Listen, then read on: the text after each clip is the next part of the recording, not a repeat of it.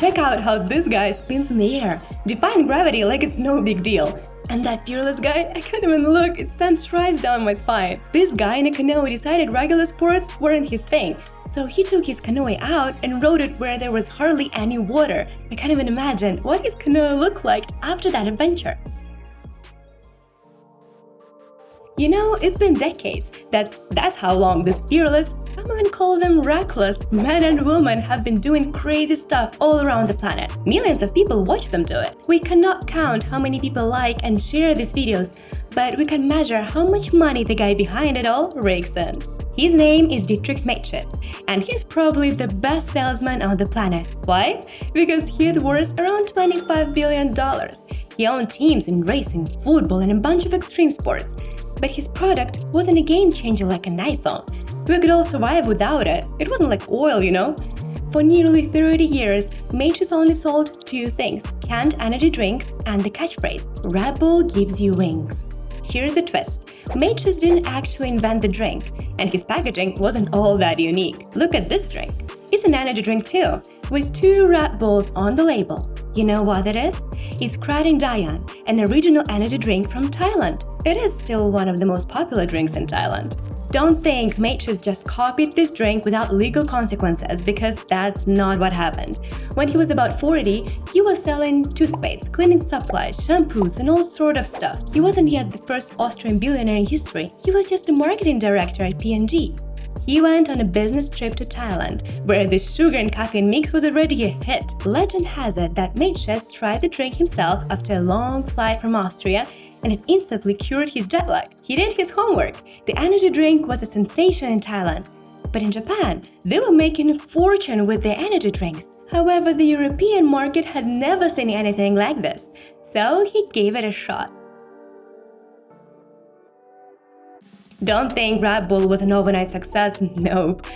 Who on earth would want to drink something that jacks up your blood pressure, makes you anxious, and keeps you up all night? Seriously.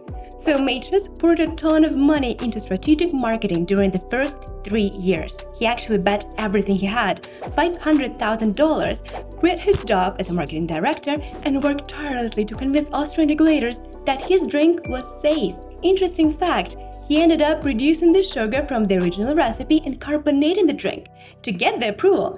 Yes, the Thai original was non-carbonated. Once he got everyone on board, he faced another challenge: how to compete with giants like Coca-Cola and Pepsi in the market.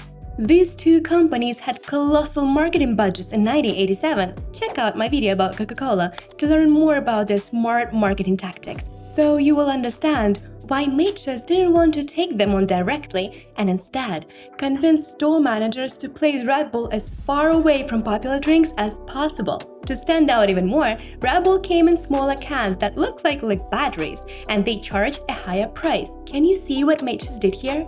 He created an illusion around his drink, making it seem more prestigious due to the higher price and less accessible since it was nowhere near regular soft drinks. Wondering why store managers went along with this when Red Bull had just entered the market? Well, here's where Mateschitz' marketing genius shines. He knew that most people don't want to stand out, so they dress the same, shop at the same places, and consume whatever's popular. And to make Red Bull popular without selling it directly, Mateschitz and his team used a little trick. They left used Red Bull cans near nightclubs in several countries for months and got DJs to drink Red Bull on stage, handing out free samples all over the place.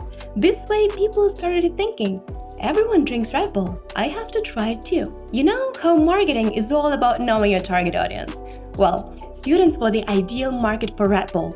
They had a million things to do and stayed up late to study. So, another smart marketing move was giving away Red Bull cans for free at universities. They even hired students to do the job, giving them extra cash and free drinks for themselves and their parties. Another great way to get more attention was to have attractive young people drive branded Mini Coopers around the cities. Unsurprisingly, this combination of a young market audience and parties led to a simple yet brilliant cocktail drink, vodka Red Bull. Here's an interesting fact.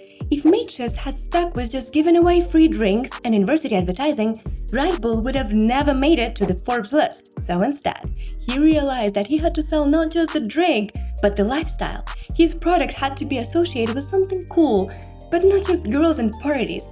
What about sports? Not just any sport, but the world's toughest team relay race, the Dolomitan Man. Imagine this. You have to climb 7.5 miles starting at 2,200 feet above sea level to 8,000 feet. To put it in perspective, imagine the elevator in a building doesn't work. So you have to climb the stairs to the 654th floor. That's insane, right? But that's not all. Right after that, two paragliders have to run until they take off and reach the mountain biker. This teammate has to climb over 5,200 feet over 17 miles. After that, a team kayaker swims across the River Draw.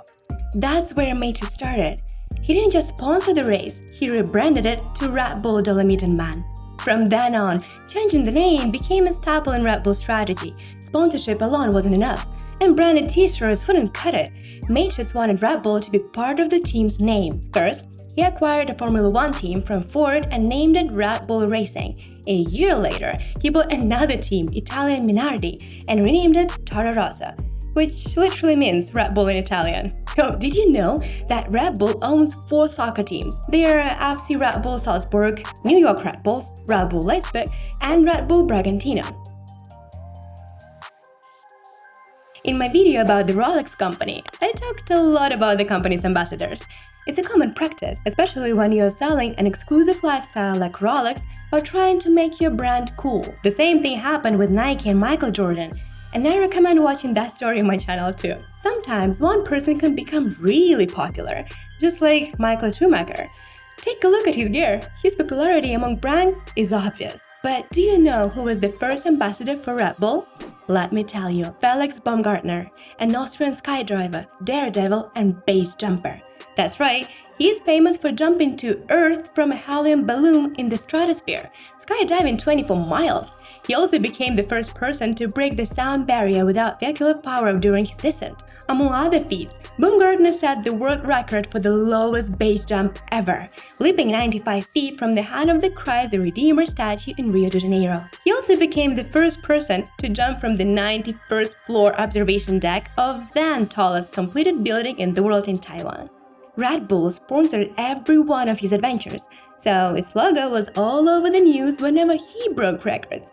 The key thing is that Matrix's team realized the importance of sponsoring as many brave people as possible, because they not only promote Red Bull, but also become part of the company's legacy for centuries. And by the way, this hype managed to overshadow many of Red Bull's problems and controversies. Not many people know that Red Bull Cola was once accused of containing cocaine, leading to its prohibition in some parts of Germany. Another thing you might have heard but quickly forgotten, Red Bull was accused of false advertising because the slogan, "gives you wings," doesn't really do much more than a regular cup of coffee. As a result, Red Bull agreed to reimburse every customer in the US over a period of more than 10 years, costing them a whopping $30 million. Today, Red Bull is more about the entertainment industry, with a focus on incredible achievements in various sports.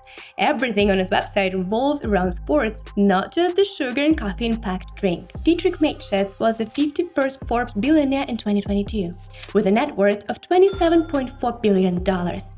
He passed away a year ago, passing his share to his son, Mark Mateschitz, who now ranks 37th on the Forbes World Billionaire list. The majority, 51% of Red Bull, belongs to the Thai family that originally came up with the drink, the Wividia family, the second richest family in Thailand today. Here's an interesting fact. Red Bull sells over 368 cans every second. So while you were watching this video, they made that much money worldwide, with an average price of $1.76. Red Bull stands out thanks to its marketing strategy. Check out my video about Coca-Cola and its genius moves. Keep up learning, guys. Success is just the number of attempts.